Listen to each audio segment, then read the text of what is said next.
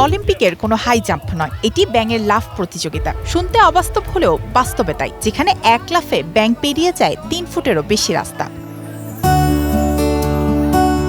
ক্রোয়েশিয়ার লোকফে শহরে গত ২৫ এপ্রিল অনুষ্ঠিত হয়ে গেল ব্যতিক্রমী এই প্রতিযোগিতা। ৪৭ বছর ধরে আয়োজিত এই প্রতিযোগিতার তারকা একদল বুনো ব্যাঙ।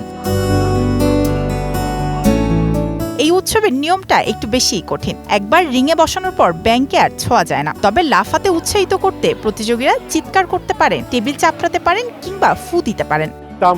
প্রতিযোগিতার ব্যাঙগুলো লোকবের স্থানীয়।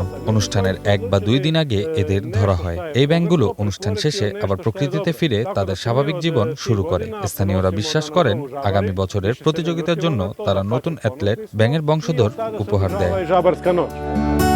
প্রতিযোগিতার ব্যাঙগুলো লোকফের স্থানীয়। অনুষ্ঠানের ১ বা ২ দিন আগে এদেরকে ধরা হয়। এই ব্যাঙগুলো অনুষ্ঠান শেষে আবার প্রকৃতিতে ফিরে তাদের স্বাভাবিক জীবন শুরু করে। স্থানীয়রা বিশ্বাস করেন আগামী বছরের প্রতিযোগিতার জন্য তারা নতুন অ্যাথলেট ব্যাঙের বংশধর উপহার দেয়।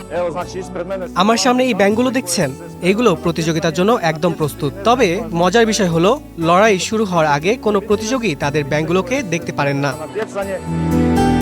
৭০ দশকে স্থানীয়দের বিদ্রুপ করে ব্যাঙ মানব ডাকা হতো। সেই বিদ্রুপকে গর্বে রূপ দিতে শুরু হয় এই আয়োজন। এই বছরের চ্যাম্পিয়ন ব্যাঙটি ১ মিটারের বেশি পথ পাড়ি দিয়েছে, যেখানে অন্যগুলো কয়েক সেন্টিমিটারে আটকে ছিল।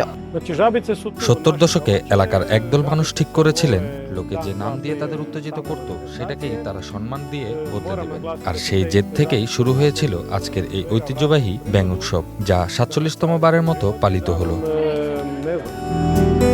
মায়াশিকা রহমান, স্টার নিউজ।